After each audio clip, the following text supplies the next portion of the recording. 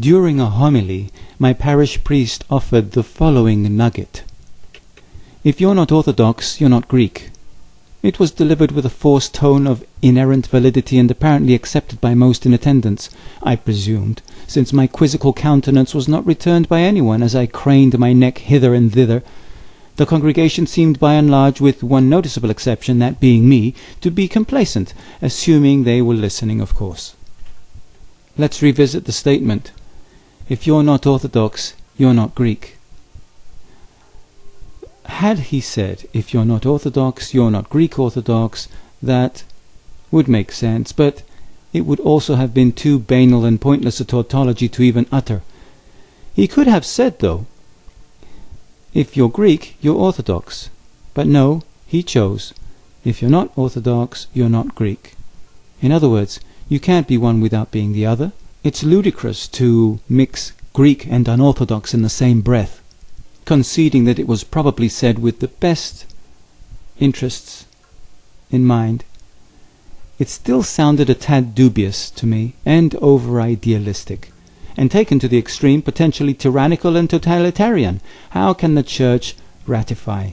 How can the Church validate or abolish one's nationality? Obviously, there was a motive behind this, and I was interested in finding out what it was. Following the service, I heard no one question or challenge the priest's comment. No one characterized it as strange, awkward, or in any way peculiar. As an outsider, I was curious as to the indifference to what seemed an unjustified comment. Yet no one mounted a justified challenge. It was not being put to peer review. So I began questioning myself. More precisely, doubting myself. I did not consider myself a practicing participant in the Eastern Orthodox denomination's church community. I didn't even hang around Greeks, for the most part, with the exception of immediate family, which I happened to have been born into. Not a complaint, a mere observation, and, to some degree, what accounted for my being in the Orthodox Church in the first place. I questioned myself. Was it deliberate, willful ignorance on my part to accept that I was Orthodox, by virtue of being Greek and brought up in a certain environment? Was it deliberate, willful ignorance on my part to reject that I was Orthodox, by virtue of being Greek, etc.? Had I impeached the idea that my shame lay in not confronting my inconvenient assumptions about who and what I was? Was I really Orthodox, but just too stubborn, ignorant, proud, or stupid to accept it? While standing in line at the courtyard bake sale booth, I asked myself, what reason does the priest have for saying what he said? Before I got to the pastries, I had already surmised that his reason for exhorting something that was so uncontested and readily accepted by all was for the sake of any wishy-washy lamb who wavered in its convictions. Was that intended for someone like me, then? Is that why I seem to have been the most affected by that portion of the homily? But why would he say that, when I, and the category of person that I fell into, would be the most immune to the import of that proclamation? Wouldn't I be the most likely to repudiate that statement? Distracted as I was by these racing thoughts, it took the sugar crash from too hastily consumed galactoburica for me to recall the admonition of my girlfriend against supporting the local parish by way of diabetes. So I switched to eating gulurakia instead, and soon I had fashioned a plausible explanation for why the priest would be inclined to aim a statement to the most recalcitrant. Resistance is the first step to acceptance, and that may have been his in. That was his angle. Being repeatedly exposed to it, the refractory person tires of hearing it, tires of resisting, and acquiesces under pressure. And pressure there was.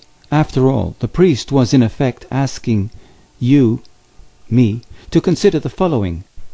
Once you've violated the Orthodox stipulation, who can you count on to support you in your diminished capacity to recover from the consequences of your heresy and the ensuing peril and woes that befall you? That is no small matter, with or without the bake sales. That offered some explanation, though, as to why he had strategically couched that sentence in the negative, and reversed it from the equally cogent form, "If you are Greek, you are Orthodox."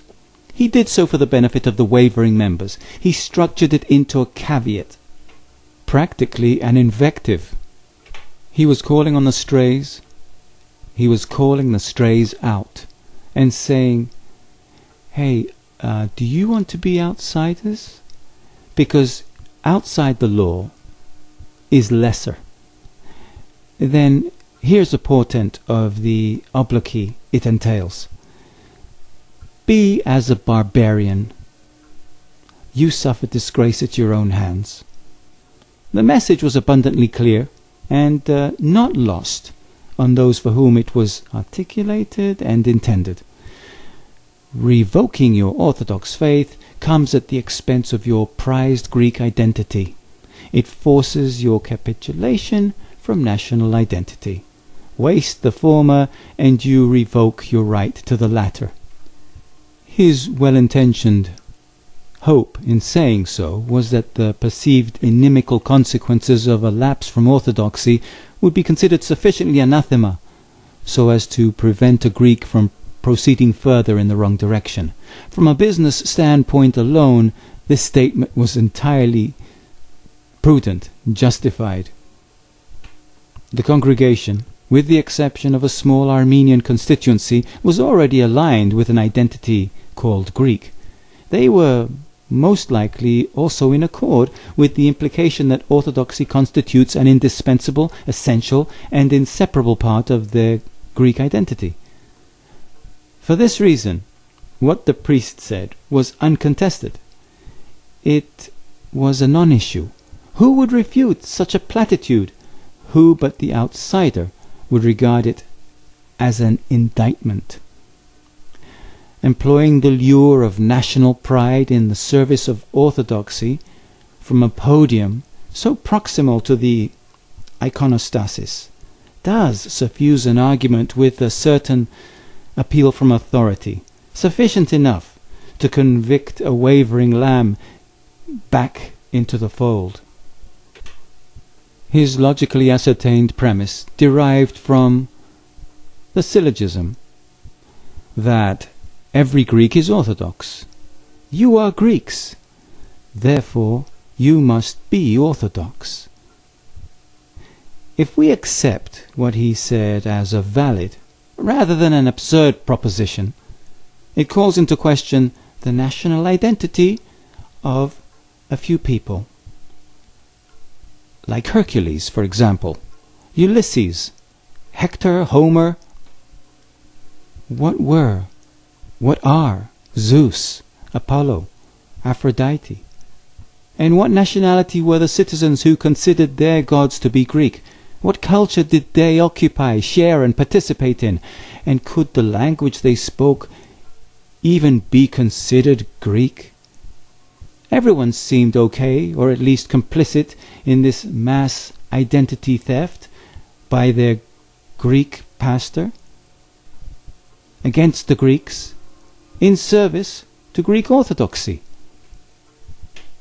In order to grant a modicum of sense to what he said, we must presume that by Greeks, what he really meant was modern-day Greeks, here, today, in this parish, something along those lines. Then it would make a little more sense. Even with this qualification, his statement still would have affected me as it did. It initially provoked resistance. It felt like a mild personal affront, but I soon recognized an opportunity for enquiry and acted upon it. Finally, it became an invitation to conduct an experiment of sorts. Would I, by lapsing in orthodoxy, really lapsing, cease being Greek? Would neglect cause this identity to fall into dissolution? How exactly would I lapse? And what might be the consequences? In the course of my experiment, by way of vigilance while awake and while asleep, I examined any little assumption about my nationality and creed that I could pry and coax out of the shadows. I placed myself under the scrutiny of others, too. Rather than suppress, I allowed the dissolution to take its course. I knew not how to punctuate or accelerate the process. I did not reject. I do not reject, I only inspect, was my motto. Regardless, the eventual outcome of the experiment, the result, it proved that ruling out what I am not doesn't necessarily reveal any more about who or what I am, but only less about who I am not. In other words, I presumed less about me and awarded less credulity to subjective experiences. I questioned myself more, attended to the present more, dwelled less on past and future imaginings. It came, therefore, as a huge surprise for me when I found myself being in a position of conversion, where I had to choose between what I've just described and calling myself a Greek Orthodox. I gave myself permission and surrendered all pride at this point and converted on a hill overlooking a Greek army barrack. Permit a short testimony. I had been working in Greece on a tourist visa. I had in fact overstayed the time allotted me. As I was preparing to depart and return home, I was detained at the airport by Greek military police. Rather than dispute my Greek nationality, they said I was, without contention by the way, so Greek so as to be prohibited from exiting the country until I'd completed a mandatory 6-month term of service in the National Guard. My Greek identity, by the way, was not verified by an identity card or a Greek passport, neither of which I had, or by a certificate of Orthodox baptism. I was conscripted solely on the basis of the surname in my British passport. So one thing was clearly established, verified, proved, beyond all measure of doubt. I was truly, officially, considered Greek by the Greeks. Incidentally, I was interested in brushing up on my Greek some more anyway, and what better place to do that than in the army? On the first day of boot camp, I was given a military uniform and told to wear my standard issue beret badge at all times. Only after tasting the dry army camp dust, and only after repeatedly being barked at by the barking sergeant, prone to histrionics and ad hominems, did I invoke my parish priest-sanctioned exemption from duty by declaring, I'm not really Greek.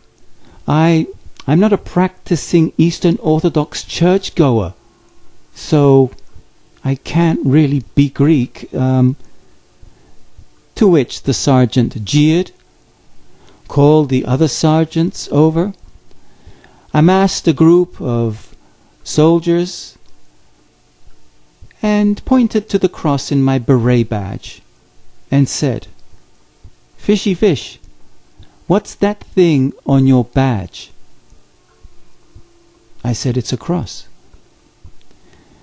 "If you're not an Orthodox, insist on it, and take off your beret now." Well, There's a difference between being unorthodox and stupid. I knew what throwing that beret down would entail, and it was a terribly unsettling thought. That is when I had my epiphany. He may be right, I thought to myself. I might really be an Orthodox. I recognized my folly, and with bravado resolved to keep the beret in place at all costs. I wasn't going to cash in my newfound faith in the redeeming power of orthodoxy willy-nilly in exchange for a cowardly act of defiance. No, I remained in place, beret perched atop my crown. I lowered my gaze. "You see," he said, "you are Orthodox after all, and we only recruit Greeks into our army. So, you're Orthodox and Greek, whether you like it or not. Do you think you would be wearing a Greek cross on your beret? Serving in a Greek army? Defending a Greek Orthodox nation if you weren't a Greek Orthodox? Would you, little fishy boy?" I realized, indeed, the priest had been right all along. As he eloquently put it, if you're not Orthodox, you're not Greek. Saved by orthodoxy.